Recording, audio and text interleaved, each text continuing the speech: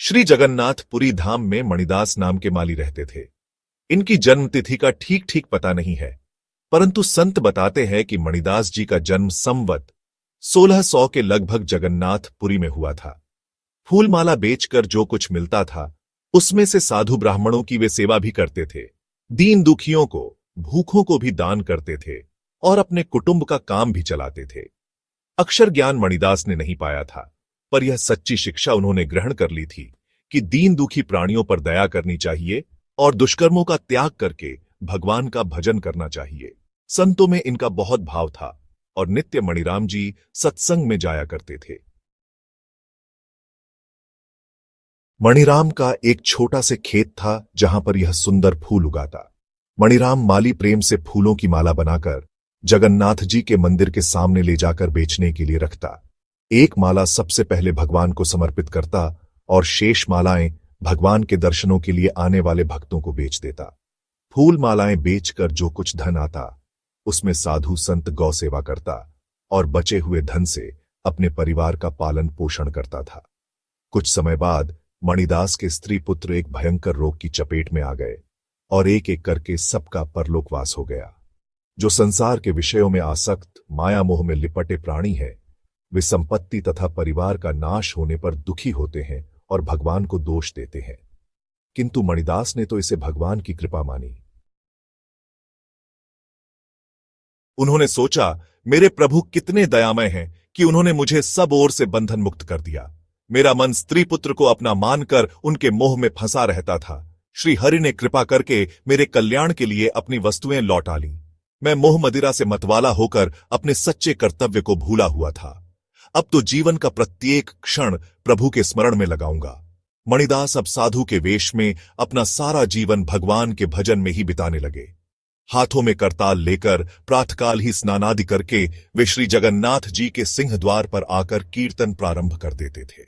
कभी कभी प्रेम में उन्मत्त होकर नाचने लगते थे। मंदिर के द्वार खुलने पर भीतर जाकर श्री जगन्नाथ जी की मूर्ति के पास गरुड़ स्तंभ के पीछे खड़े होकर देर तक अपलक दर्शन करते रहते और फिर साष्टांग प्रणाम करके कीर्तन करने लगते थे। कीर्तन के समय मणिदास को शरीर की सुधि भूल जाती थी।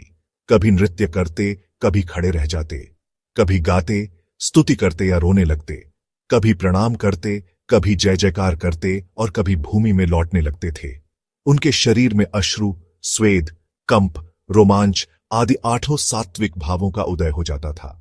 उस समय श्री जगन्नाथ जी के मंदिर में मंडप के एक भाग में पुराण की कथा हुआ करती थी। कथावाचक जी विद्वान तो थे, पर भगवान की भक्ति उनमें नहीं थी। वे कथा में अपनी प्रतिभा से ऐसे ऐसे भाव बतलाते थे कि श्रोता मुग्ध हो जाते थे। एक दिन कथा हो रही थी। पंडित जी कोई अद्भुत भाव बता रहे थे कि इतने में करताल बजाता राम कृष्ण गोविंद हरि की उच्च ध्वनि करता मणिदास वहां आ पहुंचा। मणिदास तो जगन्नाथ जी के दर्शन करते ही बेसुध हो गया। मणिदास माली को पता नहीं चला कि कहां कौन बैठा है या क्या हो रहा है। वह तो उन्मत्त होकर नामध्वनि करते हुए नाचने लगे। कथावाचक जी को उसका यह ढंग बहुत बुरा लगा। उन्होंने डांटकर उसे हट जाने के लिए कहा, परंतु मणिदास तो अपनी धुन में था, उसके कान कुछ नहीं सुन रहे थे। कथावाचक जी को क्रोध आ गया। कथा में विघ्न पड़ने से श्रोता भी उत्तेजित हो गए।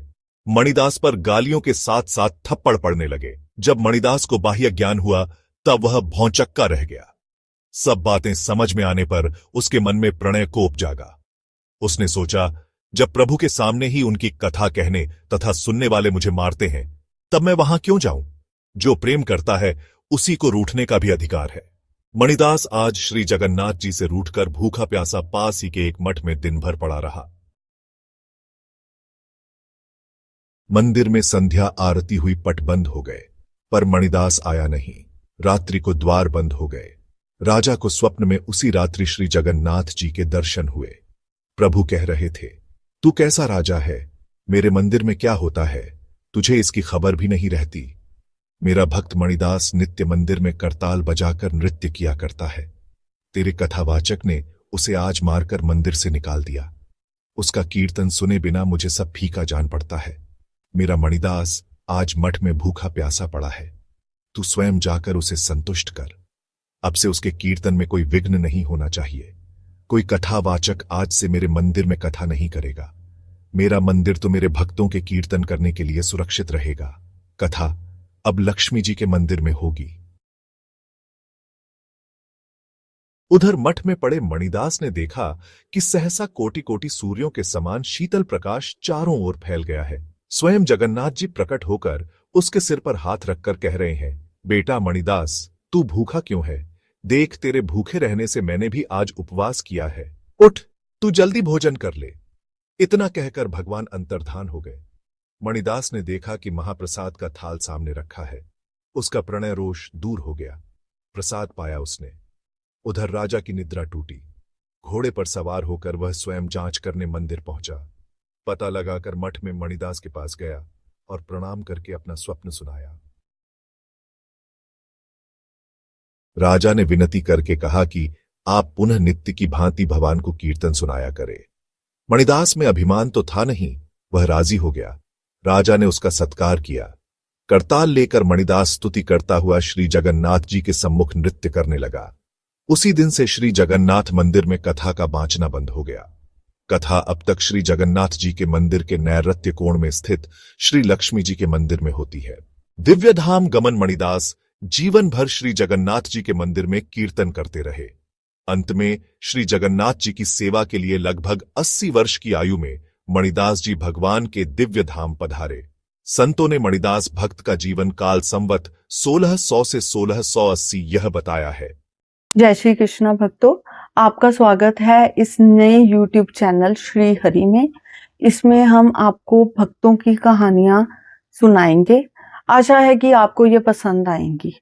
राधे राधे।